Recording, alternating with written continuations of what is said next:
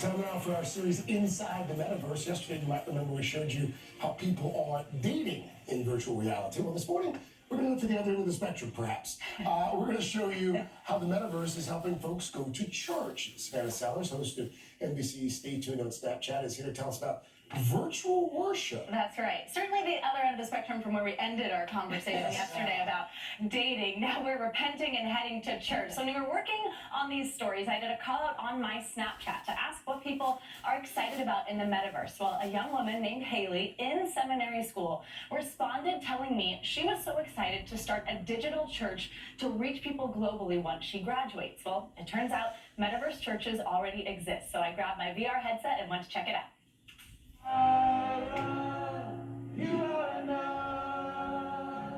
This is Pastor Jason Poling on a Sunday morning. All right, good morning, everybody. And this is Pastor Jason Poling on a Sunday afternoon. All right, we can get started now. Well, his avatar anyway. He's the lead pastor of Cornerstone Church of Yuba City, California, and now also of the Metaverse. All of these people from all these different tribes.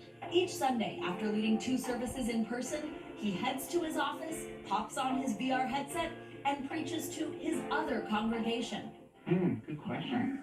Volunteers built the digital world of Cornerstone VR Church to look just like the real one, even down to the stained glass windows. But the beauty of the Metaverse, you can design it however you'd like. No worldly limitations. I like how here you can do church outside. Yep, never rain. 15 years of IRL pastoring, we'll call it. Is that right? Yeah. And what makes you decide we should get this church in the Metaverse?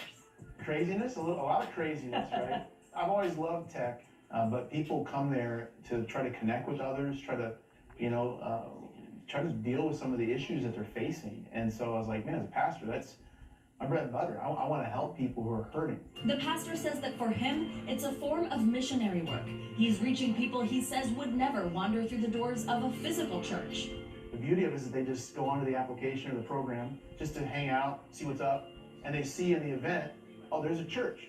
And where they probably wouldn't come to a brick and mortar church, but it's just maybe awkward for them, they're like, oh, I can click in and click out. If it's weird, they're doing something crazy. And so it's easy to jump in. Now, those visitors are becoming full-fledged members of Cornerstone, like Alice, who joins in from the UK every week.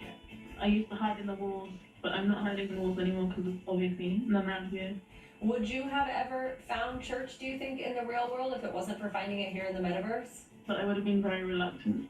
The virtual reality version of Cornerstone offers everything the real one does. Small groups, fellowship, even sometimes better conversation than the real world.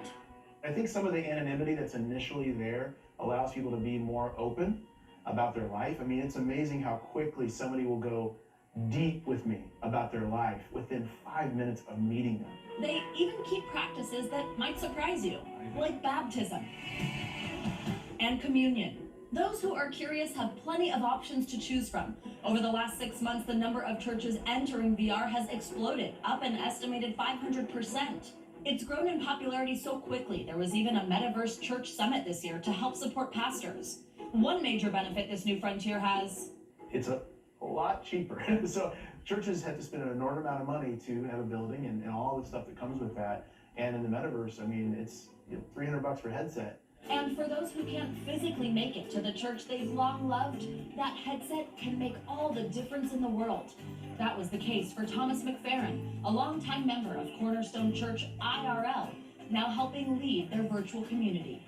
I had a heart attack and I couldn't make it back to church. It was just